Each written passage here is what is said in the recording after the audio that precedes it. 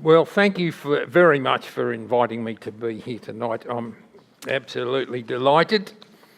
When you get to be as old as I am, you wonder why you're still here, and especially when younger friends die all around you, and this has happened several times to me in the last couple of years. In fact, a couple of times it was shortly after I'd seen these people and nobody wanted to talk to me for a while after that, but you only get one life, and I sometimes hear people say, I've got no regrets, they're on their deathbed, I've got no regrets, but I've got lots of regrets. I hope you won't have as many regrets as I've got when you come to be, 54 like me. But it's a great consolation that the things that I've done wrong that I regret are forgiven. At least I believe they're forgiven, and it makes a huge difference. But also, it's not just sins that I've committed, but things that I haven't done that I could have done, might have done. And the way I've practiced my faith over the years has sometimes not really come up to what I think it should have. And in particular, I think I wasted a lot of my time when I was about your age. So look, that's the last bit of advice I'll give you, but don't be like me. You'll finish up like me if you're not careful, and that would be disastrous. But anyway, I'll get on with Mark chapter 7. Perhaps I should just say that I was a boy with a problem when I was a little kid. I was brought up in a home where the Bible was believed, and I believed in God, and I believed everything in the Bible was right. And I also had this belief that God saw everything I did, and this was a cause of considerable disquiet, quite a lot of the time, because I was mischievous. I wasn't an absolute delinquent. I didn't slash train seats on the way home or anything like that. I remember a couple of times when I heard a police siren, I thought they were perhaps coming for me, but probably not. But I was trying to be good, and I had a very acute conscience. And I would confess things that I'd done wrong because they troubled me so much. There was a rule that you could only take 2 biscuits from the kitchen, and I used to creep down the stairs when I was hungry and past Mum and Dad's bedroom into the kitchen, grab a couple of biscuits, go upstairs. I confessed this. I confessed I'd been pinching biscuits, as if they didn't know probably, but that was what I was like. And I turned over new leaf after new leaf after new leaf, and I came to despair really of this, that I had to keep turning over a new leaf, and within a day, if not 5 minutes, I'd gone back on things and been just the same. So I used to get into trouble a bit, but again, I say I wasn't an outrageous delinquent or anything. I was just a naughty boy, I suppose. In fact, I was told I was the black sheep of the family, and that didn't help my mood much. And there were dark threats sometimes that I'd have to be put in a home if I didn't get my act together. And I don't know whether it was just an idle threat, I suppose, but I had this uncertain feeling that perhaps it might happen. Anyway, I had quite a dramatic conversion, which I'm not going to stop and tell you about now. But that's a bit of my background. And the reason I'm telling you that is because Mark 7 is the story of Jesus' dealings with the scribes and Pharisees, who kind of sent an examination committee up from Jerusalem to see what he was saying and to confound him if they could. And so at the beginning of the chapter it says the Pharisees, along with... now the Pharisees, you all know about Pharisees? Pharisees were the good fellas. I'm by tendency a Pharisee. I was a Pharisee trying to be good, trying to obey the rules. And the more rules there were, the more helpful I thought it was going to be, perhaps. And the Pharisees, in order to be holy and to do good, They and the scribes and other religious teachers added and added to the few laws that God set out in the Bible, and added to their laws with sub-laws and regulations and traditions and so on. So the Pharisees were, in a sense, the good guys. They get a very bad press, and rightly so, and Jesus was always getting stuck into the Pharisees, but they're the ones who try to be good. And Jesus was on the side of the tax collectors and sinners. That's another thing. The Pharisees, along with some religion scholars who had come from Jerusalem, gathered around him. They noticed that some of his disciples weren't being careful with ritual washings before meals. The Pharisees, Jews in general in fact, would never eat a meal without going through the motions of a ritual hand washing. This is, if you're trying to follow this in the Bible, you probably won't be able to, because I'm reading from the Message version. But there you go. With an especially vigorous scrubbing if they had just come from the market, to say nothing of the scourings they'd give jugs and pots and pans. Just a little more on this. They say, I read, that they say the rule of the rabbis was that if they washed their hands well in the morning, the first thing that they did, it would serve for all day, provided they kept alone. But if they went into company, they must not, at their return, either eat or pray until they had washed their hands. And then there was quite specific instructions about how to wash your hands, the back and the front, and the order you did it, and, which way you held your mouth and all that. So that was that. So this is the issue. Man-made rules and traditions versus freedom within God's principles. Now, I'll just tell you a bit about this freedom thing, and I'll quote from Paul in the letter to the church in Galatia. Put your hand up if you can't follow any of this, and I'll just keep going. He wrote to the church in Galatia where people were insisting on certain obedience to the old Jewish law, in particular in relation to circumcision. And he says, "It is for freedom that Christ has set us free. Stand firm then, and do not let yourselves be burdened again by a yoke of slavery. You, my brothers and sisters, were called to be free. But do not use your freedom to indulge the sinful nature, rather serve one another in love." The entire law is summed up in one sentence. Love your neighbour as yourself. So I'm glad you did ask me to come up with some questions for discussion, Matt, because I did. And the question that I want to put to you now, I was going to ask you, but seeing you're going to discuss this later in the week, I won't have to interact with you too much now. Not that I mind that, but I probably won't get through it. Do you think we have rules and regulations about behaviour which are supposed to be biblical, but like the traditions of the scribes and Pharisees, are just additional to Scripture? I think there's lots of them, actually. Some of them, when I was brought up, and this is all different, you'll have to answer this for yourself. That's why I've got a question, give examples. When I was a kid, dancing was proscribed. You shouldn't get involved in dancing. Some did, some didn't, but if you're really going to be holy, you didn't dance. At least in some circles, particularly the Baptists that I associated with sometimes. The Prezi, we used to have dances in the Prezi church, but the really holy people in the evangelical tradition, you don't dance. Makeup was really blacklisted. If you're a girl, you don't go putting on mascara and lipstick and that sort of stuff, adorning yourself. I found a book by two authors, it was co-authored by two authors, called The Do's and Don'ts of the Christian Life. I wish I still had it. I don't know what I did with it. The Do's and Don'ts of the Christian Life. And I knew which author I would rather spend a night on a desert island with, because one of them had written all the don't chapters and the other one written the do chapters. So I figured a week with the don't fella mightn't be too smart. But one of the chapters was devoted to novel reading.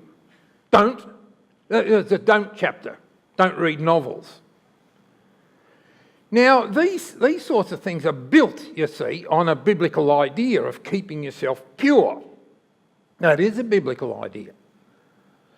But when people start to say, well, a kid says, well, what do you mean keep myself pure, Well, these well-meaning people said, well, you don't want bad things going into... I don't know what the argument was about not reading novels, actually. I can't think of it now. I would advise you to read novels myself, but ministers up the backside, I better be careful what I say.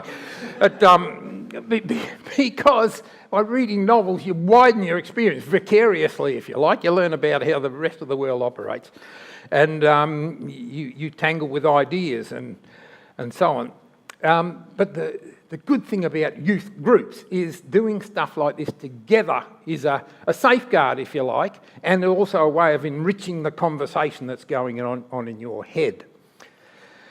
So there you are. We've got to distinguish between man-made rules and living with freedom within these broad principles of loving God with all your heart and soul and mind and strength and loving your neighbour as yourself. So that's over to you.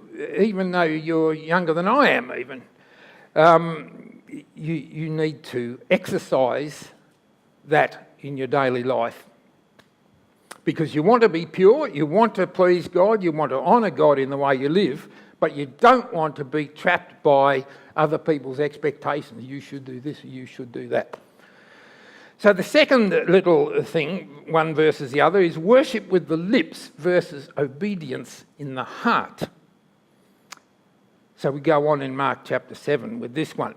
The Pharisees and religion scholars asked, why do your disciples flout the rules, showing up at meals without washing their hands? Jesus answered, Isaiah was right. Now, Isaiah is one of the major Old Testament prophets. He's a big luminary in the history of the Hebrew people. Isaiah was right about frauds like you. Hit the bullseye, in fact. This is the Message translation. This is the Bible. It's just in up-to-date, more modern English, with a slight American idiom, which I don't always like, but it's terrific. These people make a big show of saying the right thing. This is Jesus talking, quoting Isaiah, if you like. These people make a big show of saying the right thing, but their heart isn't in it. They act like they are worshipping me, but they don't mean it. They just use me as a cover for teaching whatever suits their fancy, ditching God's commands and taking up the latest fads. Now, there is a bit in Isaiah chapter 1 which I come back to every now and again because it's the sort of teaching that I didn't hear a lot about in my tradition when I was your age and which I ought to have heard more about. And this is where God, through the prophet Isaiah, is castigating the leaders of his people. He says, quit your worship charades. I can't stand your trivial religious games. Monthly conferences, weekly Sabbaths, special meetings. I can't stand one more. This is the Bible, but it's the Message version. Okay. Meetings for this, meetings for that. I hate them. You've worn me out.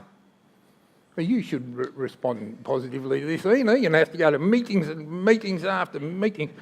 I'm sick of your religion, while you go right on sinning. When you put on your next prayer performance, I'll be looking the other way. No matter how long or loud or often you pray, I'll not be listening. And do you know why? Why? Why do you think he's saying he won't listen to their prayers and their worship? Well, because you've been tearing people to pieces and your hands are bloody.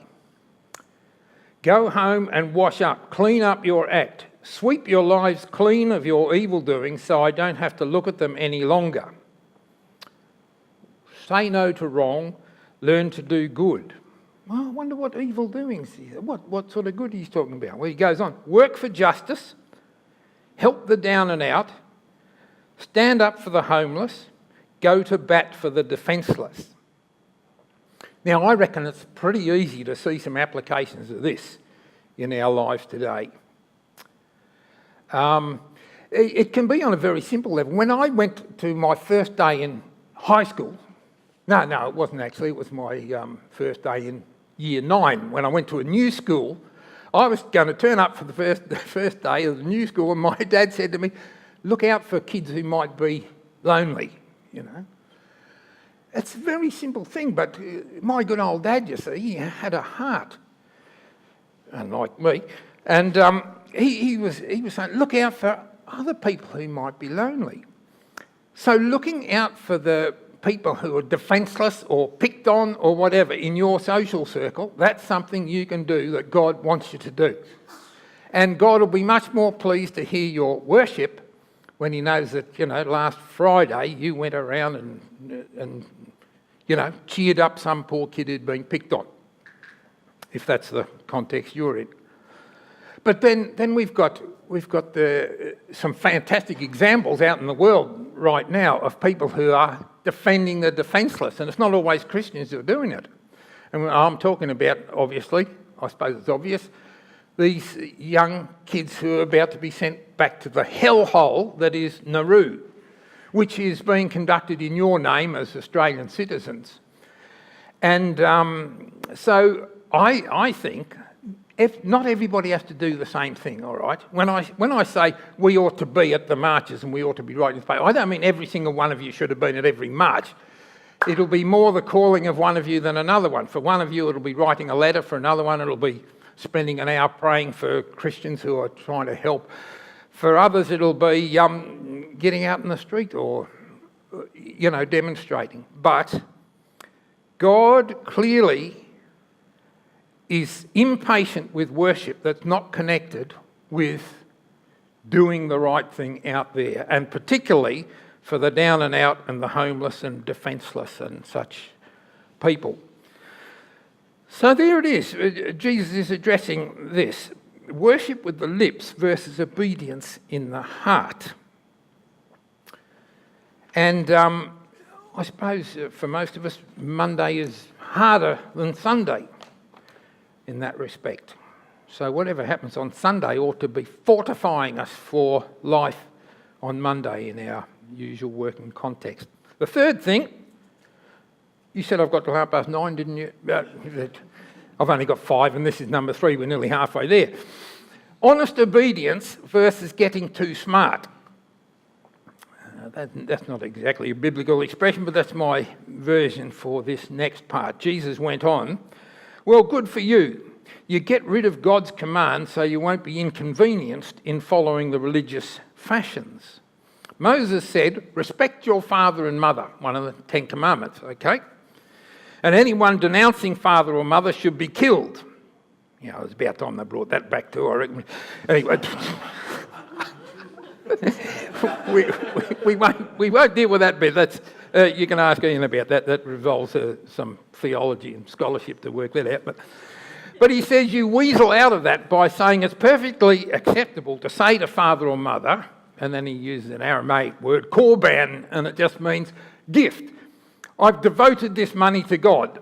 Now, in Jewish society, it was a responsibility of kids to look after their parents. If only it was still the case. But it's a bit different now. We scratch our heads trying to work out how to look after our kids because they can't get into the housing market or whatever, and what to do with our wills.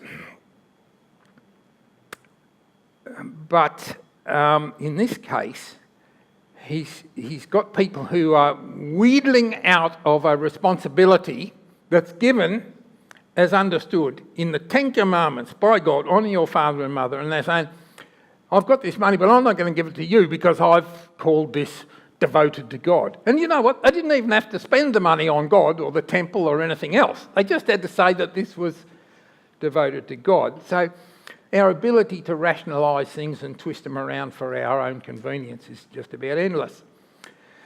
So take relationship to parents, for example.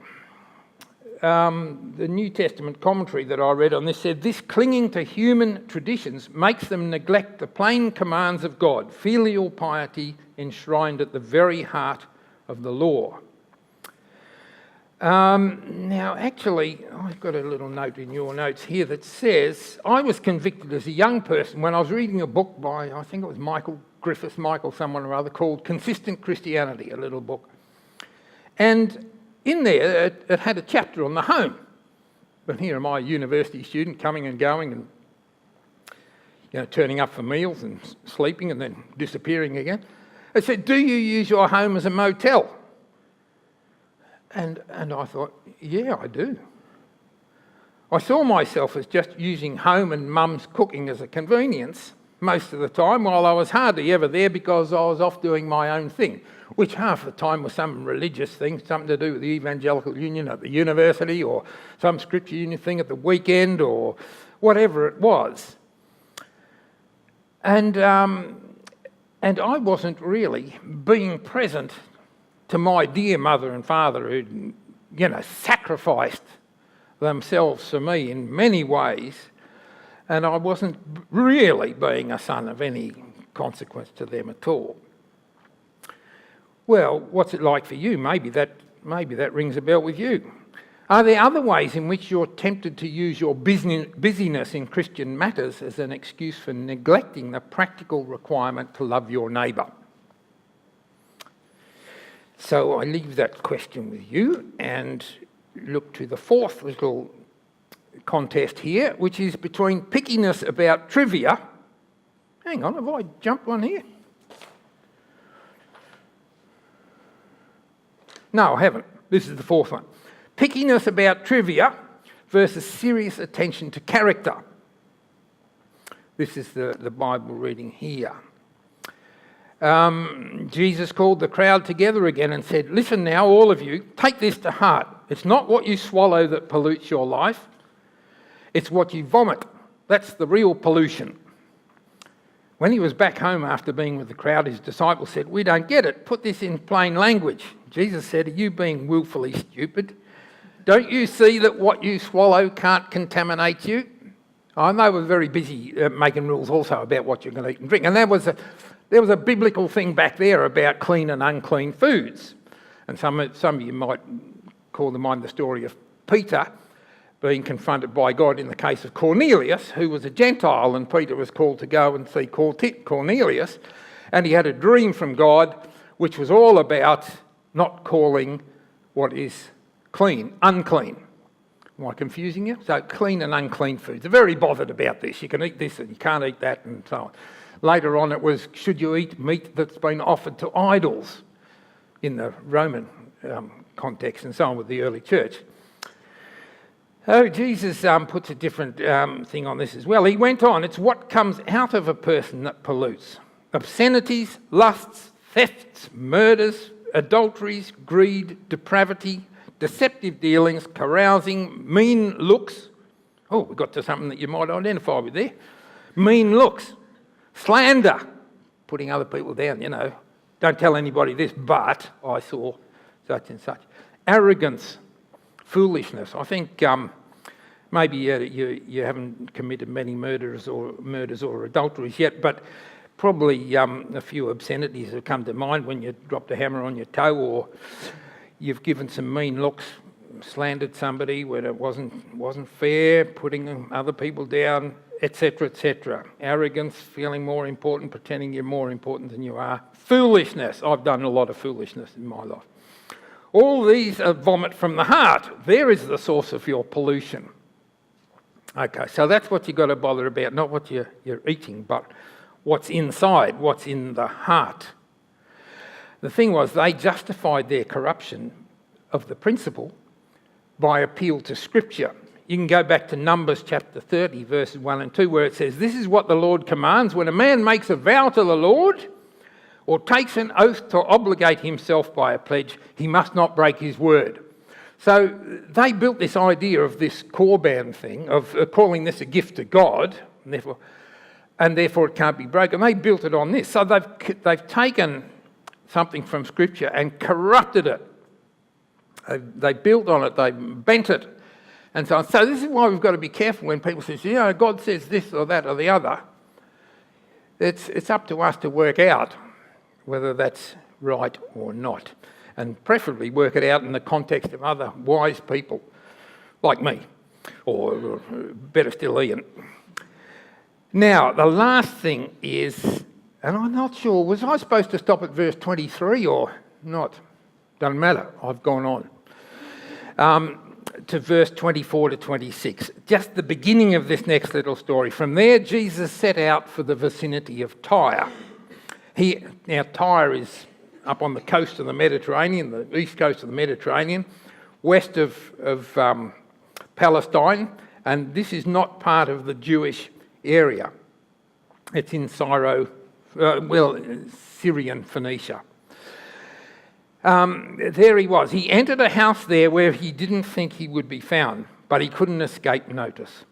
He was barely inside when a woman who had a disturbed daughter heard where he was. She came and knelt at his feet, begging for help. The woman was Greek, Syro-Phoenician by birth. Big no-no. We don't talk to Greeks. We're Jews. We're God's chosen people. They're the others. They're the Gentiles, and we don't have anything to do with them. Jews wouldn't drink from the cups that Gentiles had drunk out of. This comes out in the story of the Samaritan woman by the well, and other places, of course. Now, I've really done myself in now because I had a fantastic quote from Philip Yancey from his book Vanishing Grace about this, and I've left it at home. So you're going to get out early. But following Jesus is living by grace. And that means concentrating on the good stuff and not downing everybody. And he talks particularly about the American context. I don't know whether do you watch the news? Or do you despair of watching the news? If you watch the current voting business, the primaries in the lead up to the American presidential election, you've got an absolute buffoon in, Warren Trump. Warren Trump, is that his name?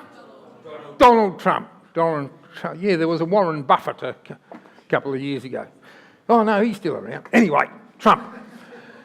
But alongside him, standing for the Republicans, is an evangelical Christian called Ted Cruz. Well, I'd rather vote for Donald Trump than Ted Cruz. He is... Oh, I shouldn't say that. That's a silly thing to say because they're both deals. I wouldn't vote for either of them. But Philip Yancey, coming from the American context, you see, he's conscious of the fact that Americans have come from 85% of them 40 years ago being positive about Christians to about 15% of them left who are positive towards evangelical Christians. And why is that? Because evangelical Christians spend their time telling people they're wrong about abortion, they're wrong about homosexuality, they're wrong about this and that and the other, and they just become obnoxious, you see. And they are not operating on the basis of grace. So whatever you think about the behaviour of other people, I've just demonstrated how not to do it by calling Donald Trump a buffoon, I suppose. That wasn't gracious at all. So I take that back. That's another regret to add to the list. But there you are. So we need to try and imbibe this deep in ourselves, that what goes on in our heart is what really counts. And the good thing about funerals, and I have to go to Bairnsdale to speak at a funeral tomorrow, which is one of the 13 reasons why I was a few minutes late here today. One of the good things is that if you go to Christian funerals, you often reflect on a life that is luminous with goodness. And in this case, it's a lady who's a dear friend of ours. She was in her 80s. Her husband died a few years ago. They lived on the smell of an oily rag in a little few acres out at a place called Kalulu. That's like coming from Bethlehem or, Nazareth or somewhere. And their farm was the most ramshackle thing. The fences were repaired with car tyres and bits of corrugated iron and hay band and, lumps of rusty fencing wire and stuff. Because they spent all their money running camps for kids. They had an old schoolhouse brought onto the property, and every summer they'd have these Christian camps coming in, cheap as anything, and supplying food from all this sort of stuff. Just the most humble people. He was a cattle buyer. Oh, I shouldn't go into all that. Doesn't matter. But they were people who, she, both of them, but I'm thinking of her in particular now, was a person who Paul was describing when he wrote out the list of the fruits of the Spirit. The fruits of the Spirit are love, joy, peace, long-suffering, that's the same as patience in different versions, kindness, gentleness, goodness, and so on. She was all of those things in spades. And that's the sort of person that we want to become, and that Christ is turning you into if your heart is in the right place and if you're bent on being like him. But to really please him means more than being holy in terms of worship and our thoughts. It means being holy in our actions. And in your notes to discuss, I've got some Bible references about that you can look at. It says, the law is summed up in this thing, love your neighbour as yourself. So if you want to be truly pious, if you want to be truly holy and keep yourself pure and unspotted from the world, using biblical language, then you need to give your attention to helping other people, helping the poor, helping the helpless, and doing justice and mercy and so on. Thank you. Perfect.